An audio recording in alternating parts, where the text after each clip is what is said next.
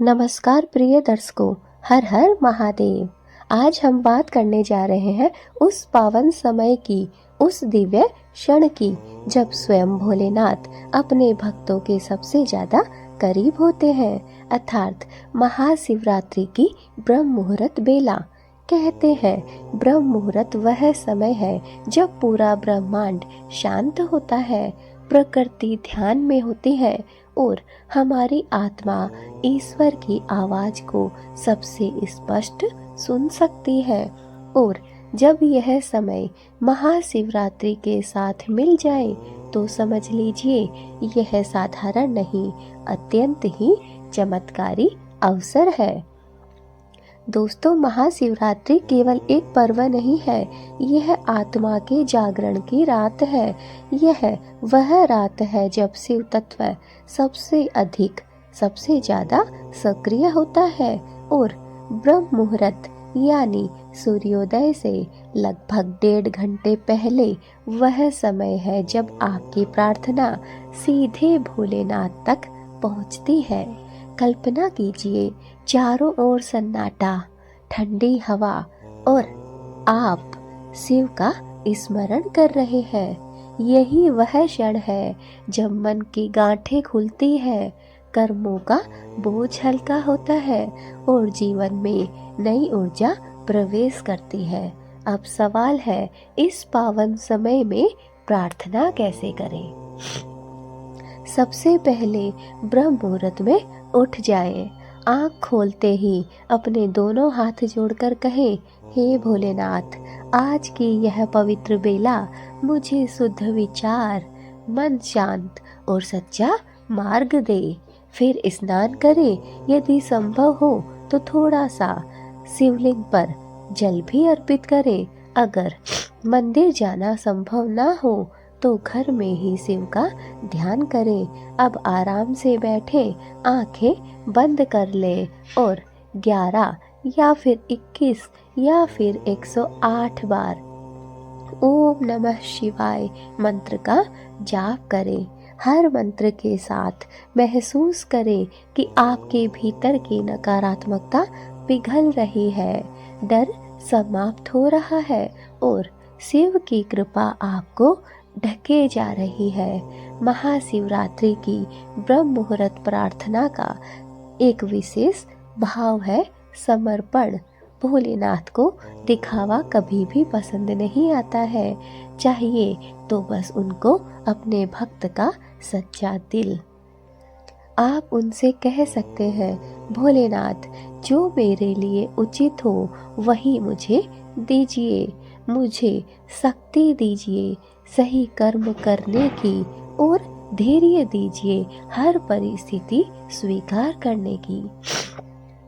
हम मनुष्य हैं और हर एक मनुष्य के जीवन में उतार चढ़ाव आते हैं, कभी दुख तो कभी सुख की आंधी हमें देखने को मिलती है। हर एक अंधेरी रात के बाद एक प्रकाशमय सुबह जरूर आती है, बस उसे सहने की, उसे देखने की हमें शक्ति चाहिए, धैर्य चाहिए। अगर हमारे अंदर धैर्य है तो हम उसे देख सकते हैं, अगर हमारे भीतर धैर्य की कमी है तो फिर हम उसे नहीं देख सकते हैं। उस मौके को हम अपने हाथ से गवा देते हैं।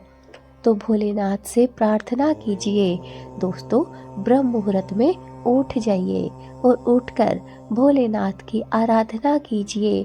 भोलेनाथ से प्रार्थना कीजिए कि हे ईश्वर, एक तो मुझे मेरे सही मार्ग पर चलने का बस रास्ता दिखाइए, मैं कर्म करती जाऊंगी, बस आप मुझे सही राह दिखाते रहिए। और दूसरा, मुझे आप धैर्य दीजिए, इतना धैर्य कि चाहे रात हो या फिर सुबह हो, चाहे शाम हो या फिर सवेरा हो, मैं हर एक परिस्थिति को अकेले ही सहन कर पाऊँ।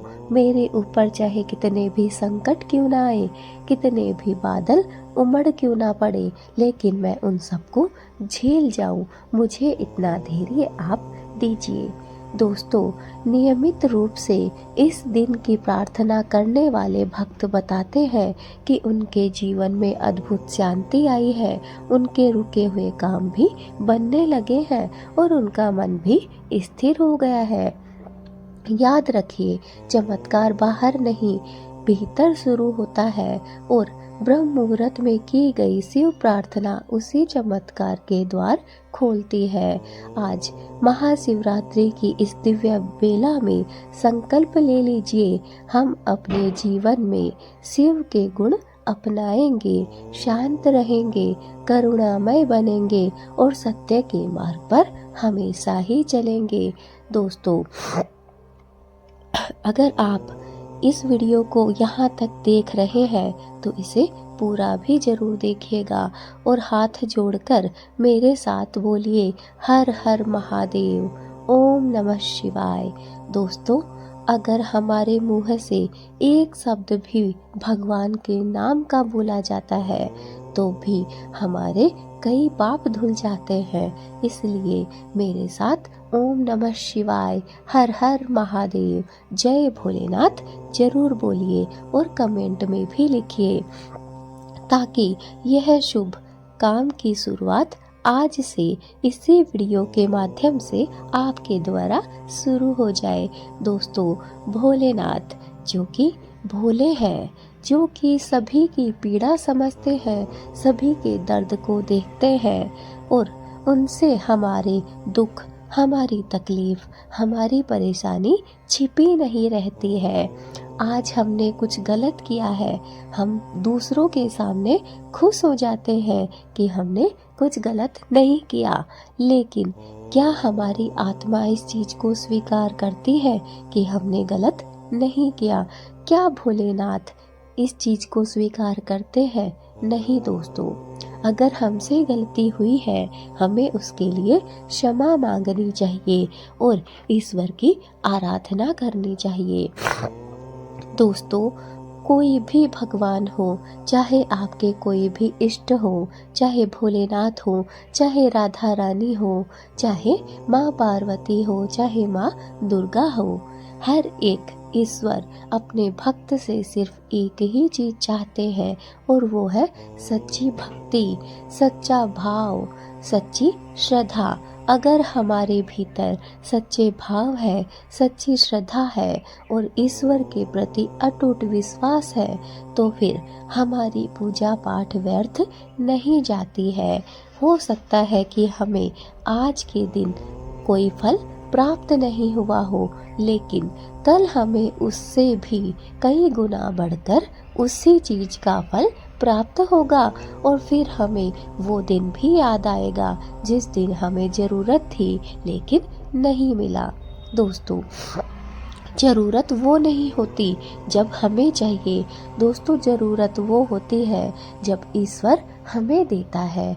जिस दिन ईश्वर हमें कुछ देता है उस दिन हम तहे दिल से भोलेनाथ की, अपने इष्ट देव की तहे दिल से प्रार्थना करते हैं, उन्हें धन्यवाद देते हैं।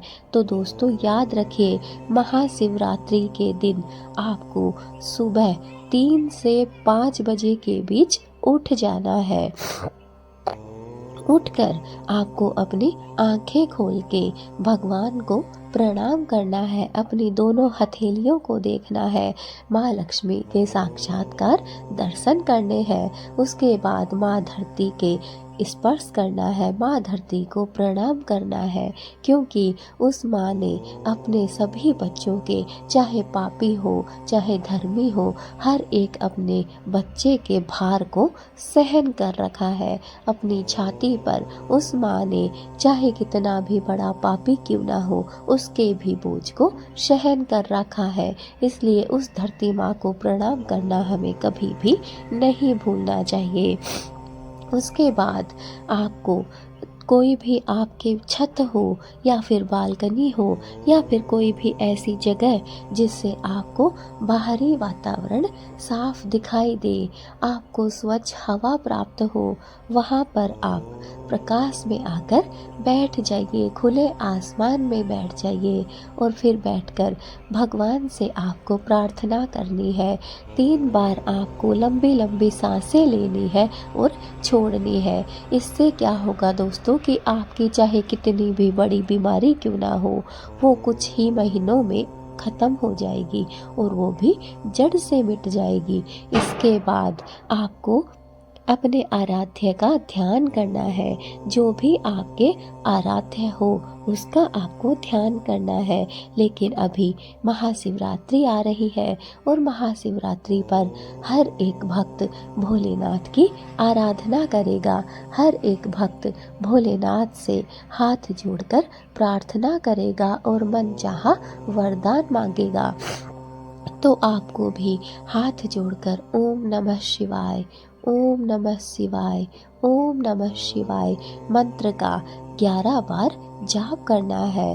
अगर आप में शक्ति है, ज़्यादा पावर है, तो आप 21 बार भी इस मंत्र का जाप कर सकते हैं। और अगर आप भोलेनाथ के सच्चे भक्त हैं, भोलेनाथ की हर दिन आप पूजा प्रार्थना करते हैं, तो यह दिन आपके लिए बहुत बड़ा दिन है, क्योंकि महाशिवरात्रि का दिन सबसे बड़ा दिन होता है। इसलिए आप अगर भोलेनाथ के सच्चे भक्त हैं तो कम से कम 108 बार इस मंत्र का जाप कीजिए।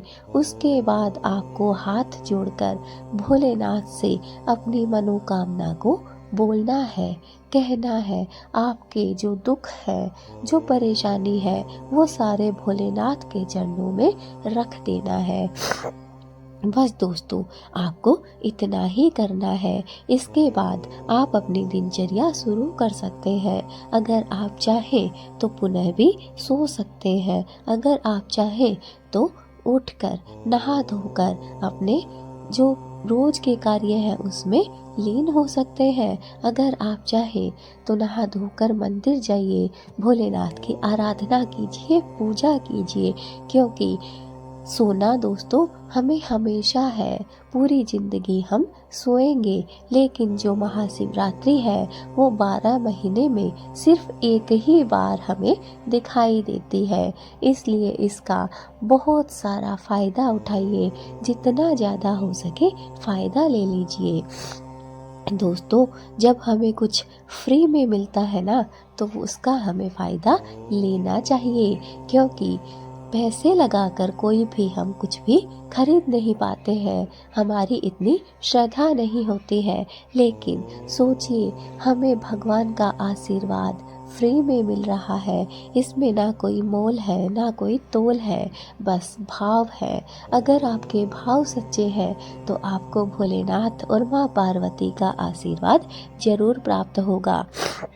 दोस्तों, भोलेनाथ आप सभी पर अपनी कृपा बनाए रखे, आपका जीवन प्रकाश, शांति और सफलता से हमेशा के लिए भर दे। मेरी भोलेनाथ से यही हाथ जोड़कर प्रार्थना है। धन्यवाद दोस्तों, फिर मिलेंगे एक नई भक्ति भावना के साथ। कमेंट में हर हर महादेव लिखना ना भूलें। अगर अभी तक चैनल को सब्सक्राइब नहीं किया है तो आज की इस वीडियो को देखने के बाद कोई भी भोलेनाथ का भक्त बिना चैनल को सब्सक्राइब करे नहीं निकलेगा, क्योंकि दोस्तों मैं अपनी इस चैनल पर हर एक दिन की वीडियो लेकर आती हूँ, हर एक ब्रह्म मुहूर्त की वीडियो लेकर आती हूँ। ब्रह्म मुहूर्त कोई छोटा मोटा समय नहीं है। जो भक्त ब्रह्म मुहूर्त को पहचान लेता है उसका जीवन सफल हो जाता है, बाधाएं उसे छू भी नहीं पाती है। इसलिए ब्रह्म मुहूर्त को पहचानिए, अभी भी समय है, उठ जाइए। जय भोलेनाथ, जय महाकाल।